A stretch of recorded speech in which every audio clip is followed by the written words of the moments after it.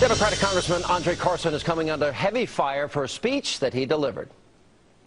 America will never tap into educational innovation and ingenuity without looking at the model that we have in our madrassas, in our schools, where innovation is encouraged, where the foundation is the Quran.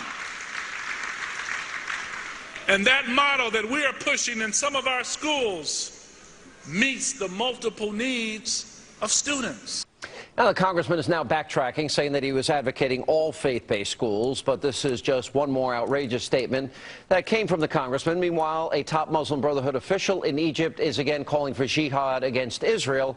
And joining me now to talk about all these issues from the America Together Foundation, Michael Ghouse, and from Act for America, Brigitte Gabriel. Guys, welcome back to the program.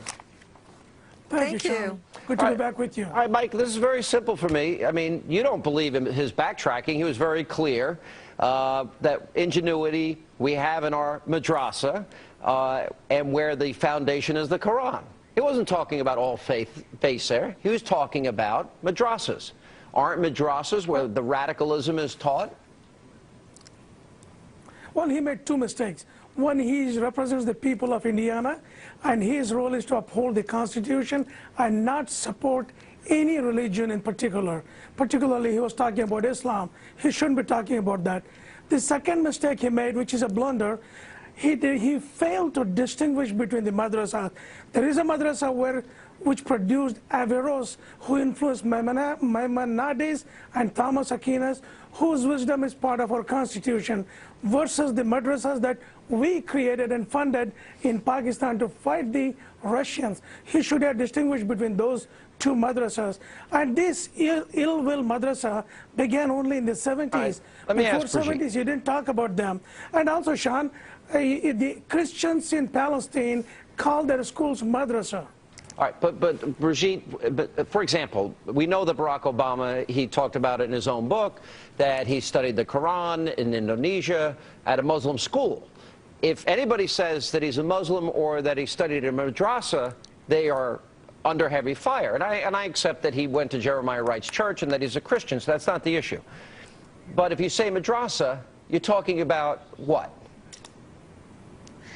Well, the Arabic word for school is madrasa. However, in the Islamic world, and what we are hearing now about madrasas, are the Islamic schools where the Quran is taught and only the Quran.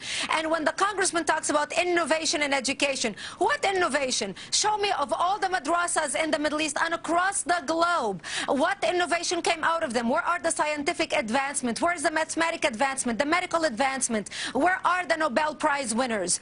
The most famous madrasa in the United States, the Saudi Academy in Northern Virginia, their valedictorian wanted to assassinate President Bush.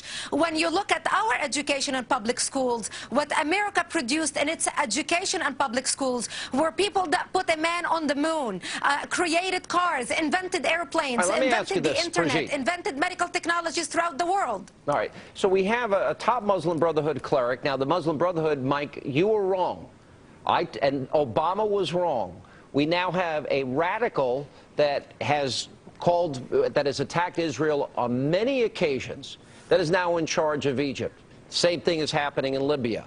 We have a top Muslim Brotherhood cleric in Egypt is urging jihad against the Israelis. We got video of the Taliban, the radical Islamic faith, on video showing an execution of a woman. Why? We'll put it up on the screen. For adultery. We can't show the video, obviously.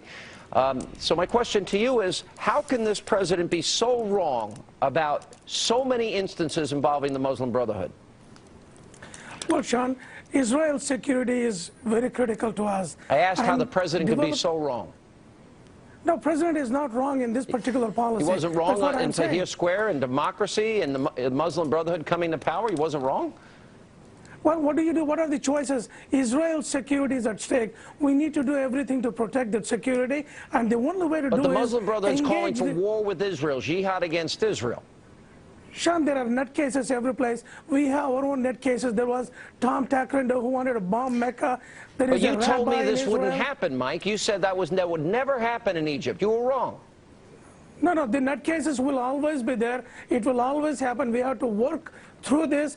But when put Musri on pedestal, when he is the president, he has to deal with the Coptic Christians. He has to deal Brigitte, with quick answer. factions who are opposed to him. And it's going to be a democracy there. Obama needs to be wise in dealing with our enemies. We are empowering Morsi. The more we show them credibility and lift them into the point where we're inviting them to meet with them and negotiate with them. That's the wrong message to send. All right, guys, thank you both for being with us. And I appreciate it. Let not your heart be troubled. Beckel is back.